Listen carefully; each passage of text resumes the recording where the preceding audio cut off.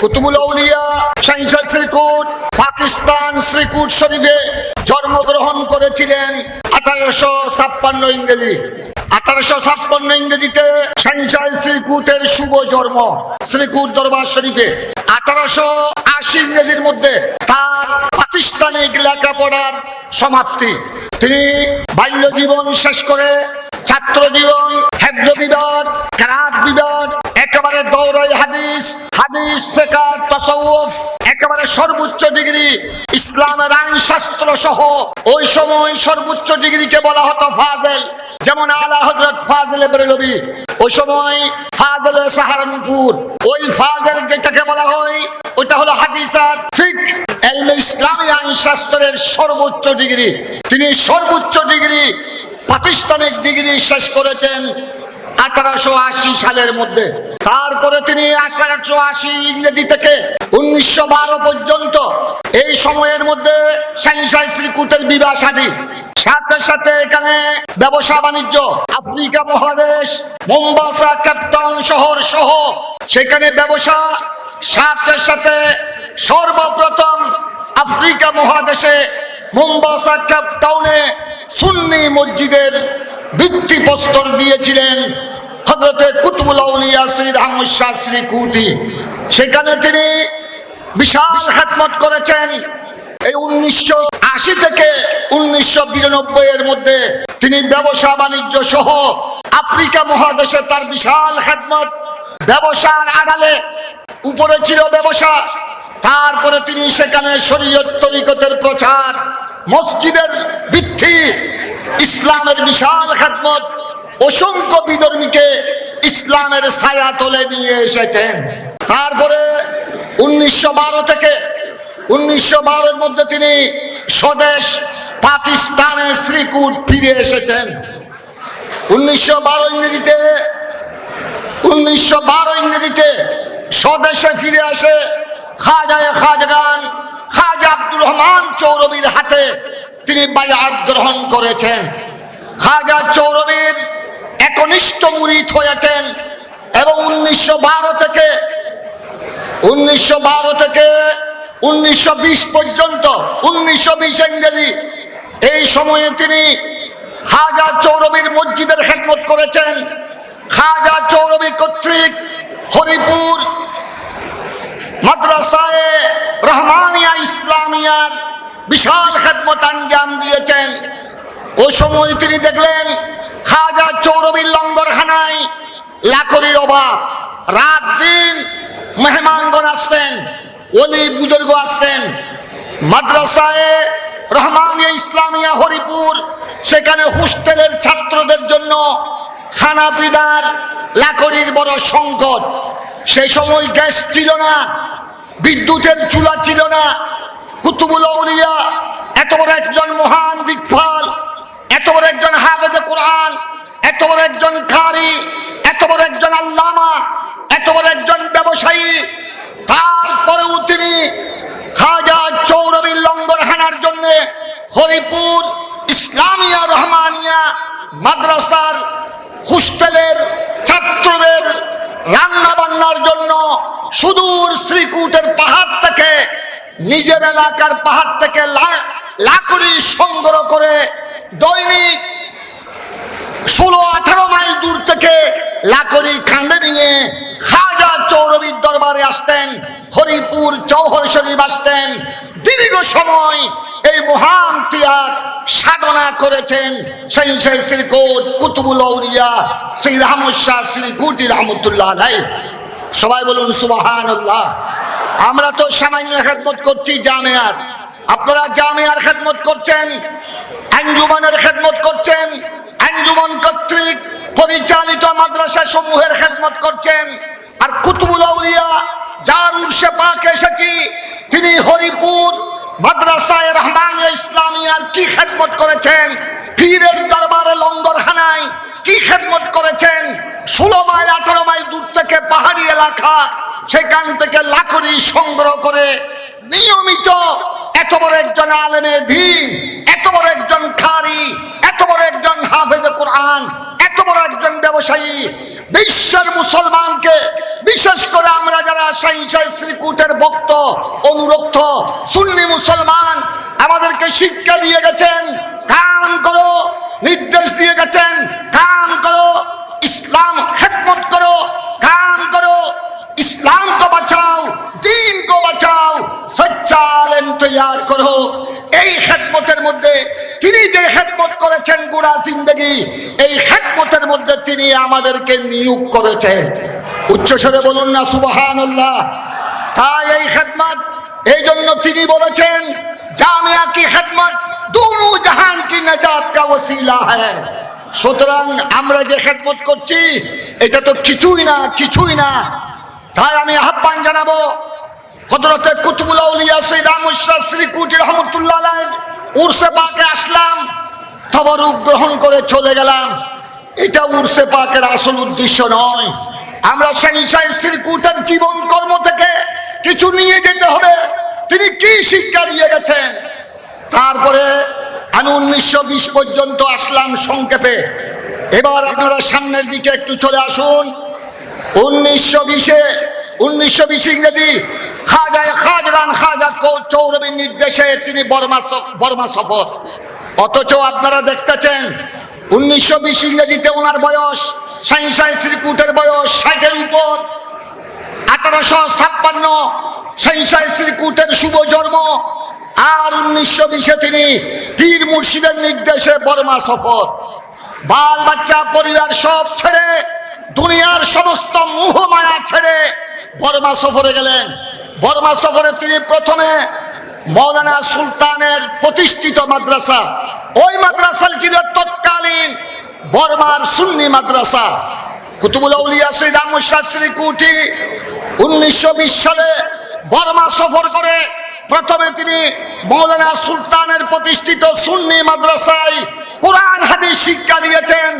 তারপরে সুন্নি বাঙালি মসজিদের ইমামত খেতাবতের দায়িত্ব পালন করেছেন দীর্ঘ সময়, 1920 থেকে 1941 পর্যন্ত। 1920 থেকে 1941 পর্যন্ত বিশাল খেদমত করেছেন। ওই বর্মার খেদমতের সুবাদে চট্টগ্রামের আলহাজ আব্দুল খালেক ইঞ্জিনিয়ার সাহেব, আলহাজ সুফি আব্দুল গফুর সাহেব, এইভাবে আমাদের তৎকালীন যারা মুরব্বী ছিলেন ওনারা বর্মার প্রবাসী ছিলেন।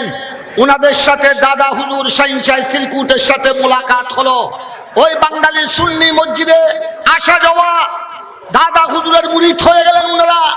দাদা হুজুরের সংস্পর্শে ওনারা এক একজন ওলি হয়ে গেলেন।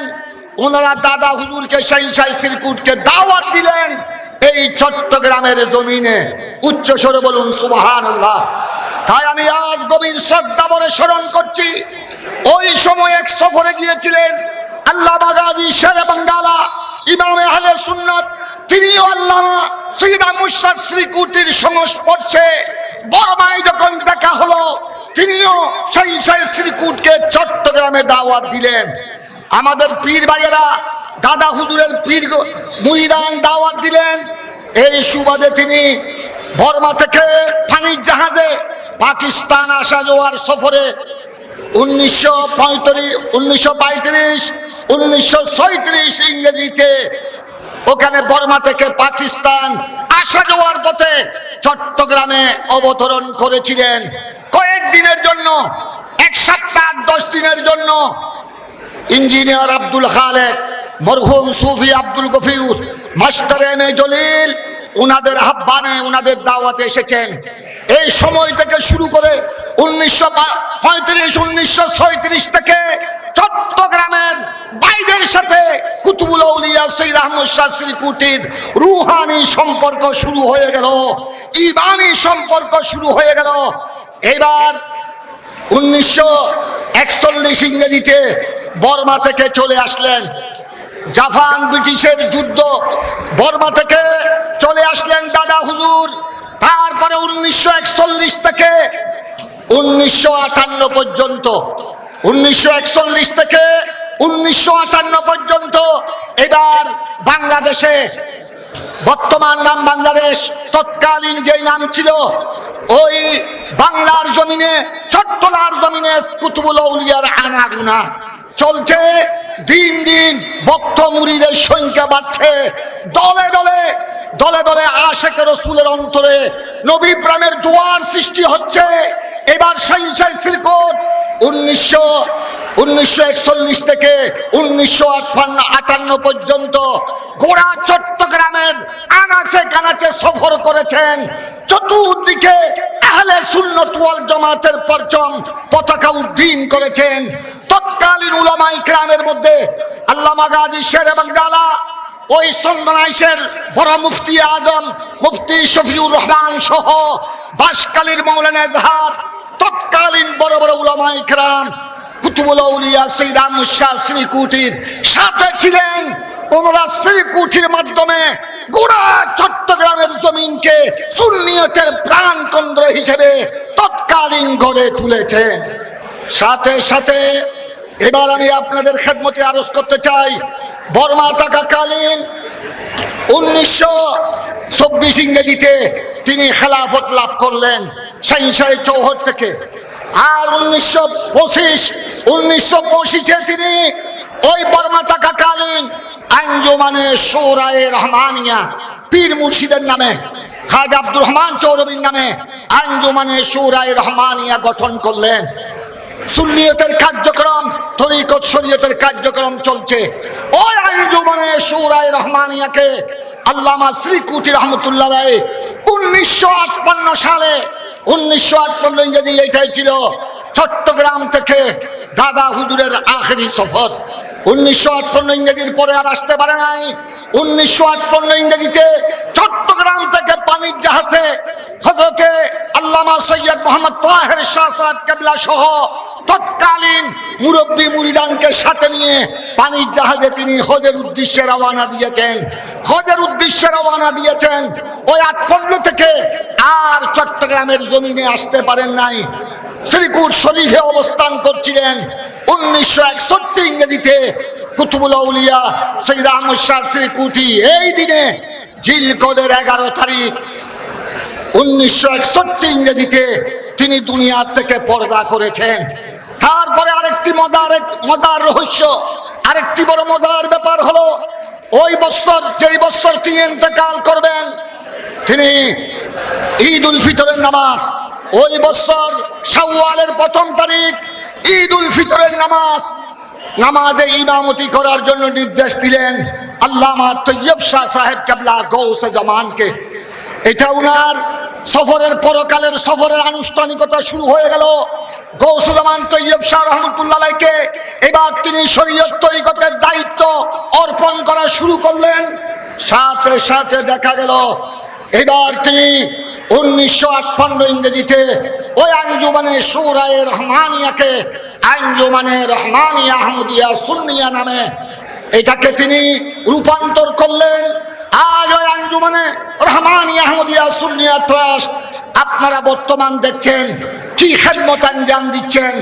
মৌলানা vice principal Abul Kashem Fazlul Haque, জামিয়ার principal আল্লামা আব্দুল আলিম রেজভী সাহেব, ভাইস প্রিন্সিপাল ডক্টর লিয়াকত, মৌলানা প্রিন্সিপাল বদিউল আলম রেজভী, ওনারা কিছু আলোকপাত করেছেন। তাই আপনাদের খেদমতে আমি আরজ করছি, এখানে আমাদের আঞ্জুমান এডুকেশন ম্যানেজমেন্ট বোর্ডের চেয়ারম্যান মহোদয় আছেন ডক্টর প্রফেসর নুকম আকবর হোসেন সাহেব। আমরা কিছুদিন আগে আপনারা বর্তমানে যেই সহযোগিতা দিচ্ছেন আপনাদেরকে আমরা স্বাগতম জানাই, মোবারকবাদ জানাই। যেভাবে জামিয়ার দান বাক্স, যেভাবে সামনে আসতেছে কুরবানির চামড়া, যেভাবে আপনারা মাহে রমজানে যাকাত এবং ফিতরার অংশ দিয়েছেন, আপনাদেরকে আরো বিশাল অঙ্ক, আরো খেদমতের মাত্রা আরো বৃদ্ধি করতে হবে। আমরা আঞ্জুমান এডুকেশন ম্যানেজমেন্ট বোর্ড, এখানে সচিব, সেক্রেটারি, প্রফেসর আমার আজিজ, জামিয়ার প্রাক্তন ছাত্র নঈমুদ্দিন এখানে আছেন, সিটি কলেজের প্রিন্সিপাল। আমরা ডক্টর সরোয়ার মহিলা মাদ্রাসার প্রিন্সিপাল প্রফেসর গুফরান, ওনাদের সাথে আমি গুনেগারও ছিলাম। আমরা গিয়েছি কক্সবাজার, আঞ্জুমানের আওতাধীন 8টি প্রতিষ্ঠান। আমি মাথার বাড়ি মোশখালী যেতে পারি নাই, ওনারা আমাকে নিয়ে গেলেন টেকনাফ, ওখানে নীলা কক্সবাজার তাহেরিয়া সুন্নিয়া মাদ্রাসা। আমরা যে অবস্থা দেখলাম, চন্দ্রগুনায় গিয়েছি, হালিশহর মাদ্রাসায় গিয়েছি, সেদিন আমরা জামিয়া মহিলা মাদ্রাসা ভিজিট করেছি। আপনাদেরকে এই কথাগুলো এই জন্য বলছি, আমাদের আঞ্জুমানকে আপনারা আরো বেশি দিতে হবে, আরো বেশি। এতদিন আপনারা যাকাত দিয়েছেন 10,000, এখন আপনাদেরকে 20,000 30,000 দিতে হবে। এতদিন আপনারা কোরবানির চামড়া দিয়েছেন একটি, প্রয়োজনে যারা একাধিক গরু দিয়ে কোরবানি করেন, একাধিক চামড়া জামিয়ার আঞ্জুমানের মিসকিন ফান্ডে দিতে হবে। আমরা প্রতিষ্ঠানগুলো যে অবস্থা দেখলাম, এই প্রতিষ্ঠানগুলো অনেক ডেভেলপ করতে হবে, অনেক প্রতিষ্ঠানের অবস্থা শোচনীয়, এগুলাকে সাজাতে হবে, এগুলাকে ইলমে দ্বীনের মরকজ বানাতে হবে।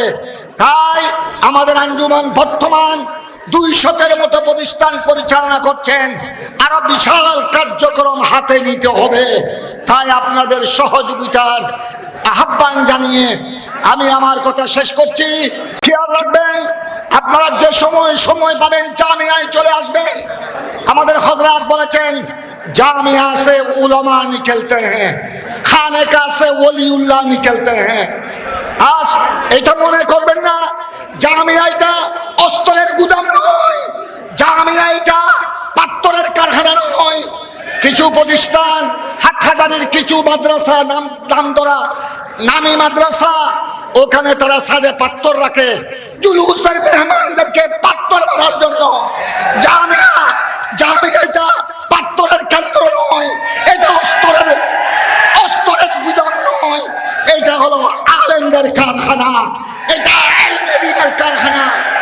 জামিয়াত থেকে বের হয়েছে, রাখেন আপনারা একটু ধৈর্য ধরেন, জামিয়াত থেকে বের হয়েছে আল্লামা জালালউদ্দিন আল কাদরি, জামিয়াত থেকে বের হয়েছে ডক্টর আব্দুল ওদুদ, জামিয়া থেকে বের হয়েছে উপাধ্যক্ষ মৌলানা আবুল কাসেম ফজলুল হক, জামিয়ার প্রোডাকশন মুফতি আব্দুল ওয়াজেদ, জামিয়ার প্রোডাকশন হাফেজ সুলাইমান আনসারী। আমার কথা বাদ দিলাম, জামিয়ার production principal Abdul Ali Rezvi, doctor Maulana, এইভাবে লিয়াকত, হাজার হাজার আলেম বের হয়েছে। এটা ইলমের কারখানা, এটা অস্ত্রের গুদাম নয়, এটা ইলমের কারখানা, এটা হাটহাজারির মাদ্রাসার মতো পাত্তরের কারখানা নয়। আসুন দেখে যান, জামিয়া 1954 ইংরেজি থেকে জগৎকে কি উপহার দিয়েছে। আর জামিয়ার প্রোডাকশন আপনি আফ্রিকায় পাবেন, জামিয়ার ছাত্র আপনি ইউরোপে পাবেন, জামিয়ার ছাত্র আপনি মধ্যপ্রাচ্যে পাবেন, গোটা পৃথিবীতে জামিয়ার উলামায়ে কেরাম। আমার হুজুর আল্লামা সাবের শাহ সাহেব কিবলা বলেছেন, जहां भी गया জামিয়া কা প্রোডাকশন মেরি নজর মে আয়া। সুতরাং আপনারা খেদমত করছেন, জামিয়ার এখান থেকে আলেমে দ্বীন বের হবে।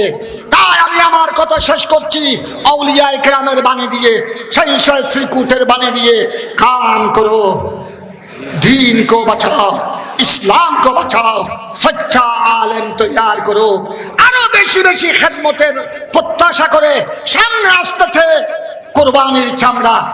আপনারা এভাবে বাক্স আরো বেড়াতে হবে, গৌসিয়া কমিটির ভাইদেরকে আরো বিশাল খেদমত আঞ্জাম দিতে হবে।